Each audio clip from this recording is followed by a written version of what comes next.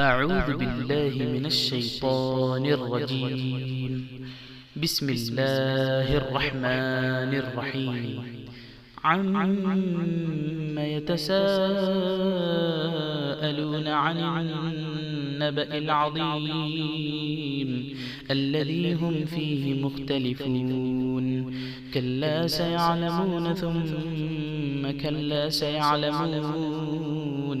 ألم نجعل الأرض مهادا والجبال أوتادا وخلقناكم أزواجا وجعلنا نومكم سباتا وجعلنا الليل لباسا وجعلنا النهار معاشا وبنينا فوقكم سبعا شدادا وجعلنا سراجا وهاجا وأنزلنا من المعصرات ماء ثجاجا لنخرج به حبا ونباتا وجنات ألفافا. إن يوم الفصل كان ميقاتا يوم ينفخ في الصور فتأتون أفواجا وفتحت السماء فكانت أبوابا وسيرت الجبال فكانت سرابا.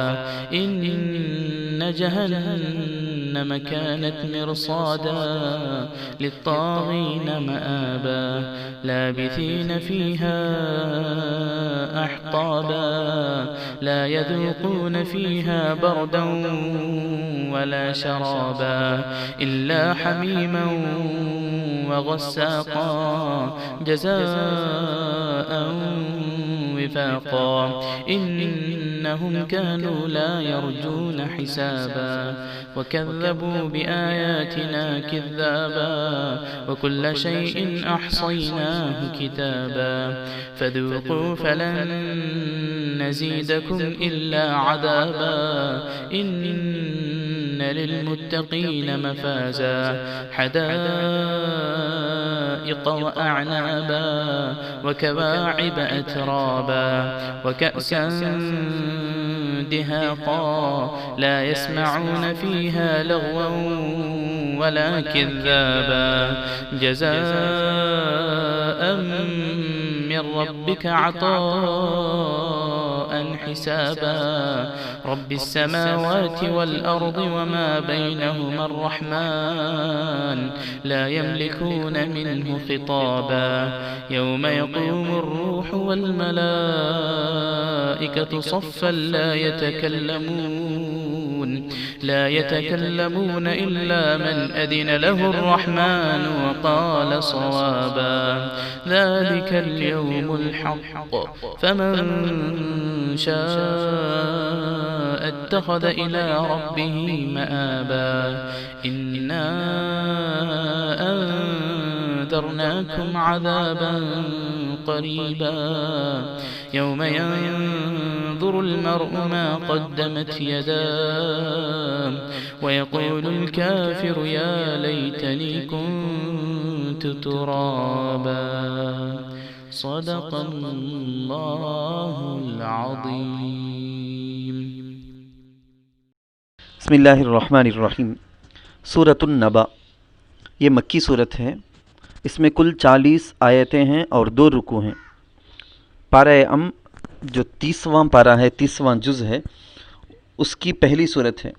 اس صورت کی دوسری آیت میں ایک آیت ہے، اس آیت کے اندر یہ لفظ آتا ہے نبأٌ عما یتساءلون عن النبأ العظیم. تو پہلی آیت اور دوسری آیت دونوں کو آپ دیکھ لیں. نبأٌ کا معنی آتا ہے سچی اور اہم خبر. قیامت کی خبر ہی سب سے زیادہ سچی اور اہم خبر ہے. اس مناسبت سے عن النبأ العظیم میں النبأ کا لفظ آیا ہے، اس لیے اس صورت کا نام ایک ہے سورۃ النبأ. لیکن اس کی پہلی آیت عما یتساءلون ہے، اس وجہ سے اس صورت کو سورہ عما بھی کہتے ہیں، سورہ عما یتساءلون کہتے ہیں پہلی آیت کی وجہ سے. اور آپ لوگوں نے دیکھا ہوگا کہ تیسرے جز کو عموماً کہتے ہیں پارہ ام. اس کا مطلب ہوتا ہے پارہ عما یتساءلون، عما یتساءلون سے شروع ہونے والا پارہ بول کے اس سے شروع ہونے والا جز۔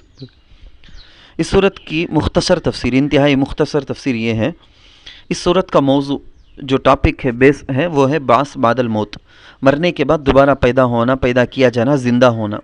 صورت کی ابتدا میں مشرکین کا وہ سوال ہے جس کو وہ لوگ استہزاء اور انکار کے طور پر، یعنی مذاق اڑانے کے طور پر، انکار کے طور پر کرتے تھے۔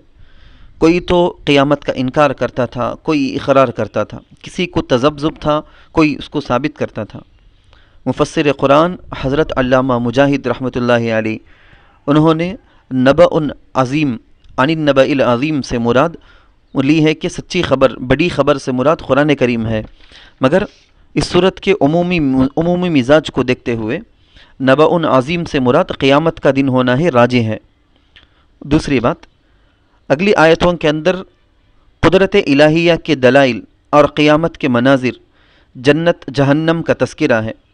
یہ بتایا گیا کہ جو اللہ زمین کو بچھونا، پہاڑوں کو میخیں، انسانوں کو جوڑا جوڑا، نیند کو سکون کا ذریعہ، رات کو لباس، دن کو معاش اور کمائی کا ذریعہ، اور آسمان پر ساری دنیا کو روشن کر دینے والا چراغ بنا سکتا ہے، یقیناً وہ اللہ انسانوں کو قیامت میں دوبارہ زندہ بھی کر سکتا ہے، عدالت کوٹ قائم کر سکتا ہے، اولین ناخرین حضرت آدم سے لے کر قیامت تک آنے والے سارے انسانوں کو جمع کر کے ان سب کا حساب و کتاب کر کے جنت جہنم کا فیصلہ بھی کر سکتا ہے۔